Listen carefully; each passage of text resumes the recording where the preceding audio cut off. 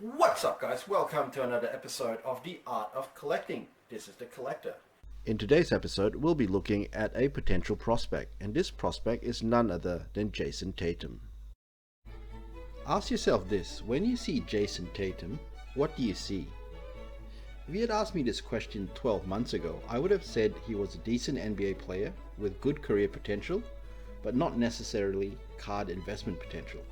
From a card investment perspective, he was just one of the many good players that would have had a very good career, but not necessarily one that would fetch a decent ROI. Q February 2020. If you've been following the NBA, you would know that Jayson Tatum has been doing well in the month of February. In Feb alone, he averaged 30.7 points per game, 7.9 rebounds per game, 3.2 assists per game, shooting at 49% from the field, 48% from the three-point line, and 76.9% from the free throw line. This actually puts him in a very special class. There are only a few players who have averaged 30 points per game on 48% three-pointers in a single month, and they are Larry Bird, Michael Jordan, Steph Curry, and now Jayson Tatum. He's in some very elite company. But is his recent run of success class or form? Remember the adage, form is temporary and class is permanent. If I was a medium to long-term investor, I would most definitely want to know this before I sink my hard-earned cash into Jayson Tatum cards. If you're living in the US of A, you could potentially be flipping his cards for a quick buck, taking advantage of the recent Tatum hype. But if you'd rather not be flipping cards, or if you happen to be living outside of the US, you have no real choice but to invest in the mid to long term. The reason for this is mostly due to recent increase in fees in the form of international shipping, not to mention the overinflated fees and exchange rates by eBay and PayPal. All this makes it very difficult for the collectors outside of the US to flip cards in the short term. But I digress. Is Tatum's recent success just form or class? It's actually a combination of both form and class. I'm, however, confident enough to say that Tatum has an abundance of class to go with his recent form. And here's why. Tatum is a wing player who loves to hover around the perimeter waiting for an open look for a three or a mid-range, or if there's space he could drive to the basket. In this respect, his game is somewhat similar to Kobe Bryant, but the similarities doesn't end there. He's also built like Kobe. With a 6'11" wingspan and 6'8" tall, he makes one exceptional defender that can defend most positions very well. He has shown that he can defend top players like Kawhi Leonard exceptionally well. Another aspect of his game that's worth mentioning is that his blood runs cold during clutch times. In his rookie year, he's elevated his game in the playoffs after Kyrie went down and almost led the Celtics to the conference finals. He's also broken or equaled a few rookie records while doing so, records held by the likes of Kobe Bryant, Larry Bird, and Kareem Abdul-Jabbar.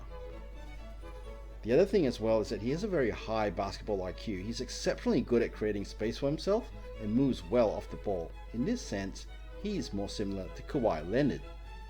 So the best way I can sum him up is this: he's built more like Kobe, but his attitude is more like Kawhi. In essence, he's the best of Kobe and Kawhi all rolled into one. So if he's that good, why are his card prices so low? There's actually a few reasons for that. For starters, there's no wow factor in his stats, at least not yet. Take a look at his career box stats for the last 3 years. It's good, but it's nothing to write home about, right? Remember that this is about collecting sports cards, and collectors like to go for players with high stats, especially if it's an exciting player who can score points. So in this regard, his stats are slightly lackluster from a collector's point of view. Let's hope that this will change soon. Remember that in Feb he averaged 30 points per game. If he maintains this and becomes consistent over the years, his card prices will surely shoot up. He's also coming off a poor second year. Well, not exactly poor. Poor is a poor word here, but let's just say that he has had an average second year. Ironically, this could be due to Kobe Bryant mentoring him. Kobe said to Tatum, "Shoot every time, pass if you have to, but if not, shoot it." Remember that Kobe adores Michael Jordan, and he emulates Michael Jordan's game. That means shooting the ball, even if it wasn't exactly an open look. In short, Kobe told Tatum to shoot the ball more often. And in his second year, Tatum did just that, leading to lower field goal percentages and changes of possession. In a way, this was kind of a contrast to Tatum's skill set, which is to find open looks and to shoot the ball efficiently. Now, whether or not you believe that Kobe has had a negative influence on Jayson Tatum or not is immaterial. The point is that he's had second-year slump and his card price has plummeted. Another reason is that he's been playing in the shadows of Kyrie Irving and Kemba Walker. For the past few, he's been alternating between a role player and the go-to guy. By doing more of the former, this will affect his on-court opportunity and ultimately his performance. But this could all change soon, especially if he continues to excel like he did in February. The Celtics may just become Jayson Tatum's team. Finally, he's not the most consistent player where scoring efficiency is concerned. Lately, Tatum has cut down on his mid-range jumpers, but he still takes them and he shoots plenty of trees. This means that his field goal percentage will have a higher variance than, say, someone who always dunks the ball. Even if we allow for this, he is still somewhat inconsistent at times. Just look at his games over the past few months. There are games where he will average over 50% field goal percentage, closer to 60% really, while other times he'll be averaging around 30%. So yeah, it can be quite extreme at times. He is, however, still young at 22 years of age. If he matures and can improve his consistency in his field goals, he'll be a force to be reckoned with in the future. So despite these negatives, I think he has enough potential to excel in a league with players like Giannis, Luka and Zion. If he can play at a high level consistently, he'll be one of the greats of the game.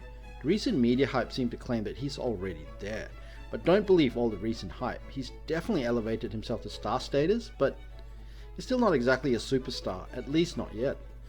That's why there's still opportunities to invest in some of his autograph cards. In February 2020, many of his autograph cards were selling at around $80, some even less than that. This would have gone up since then due to the recent hype.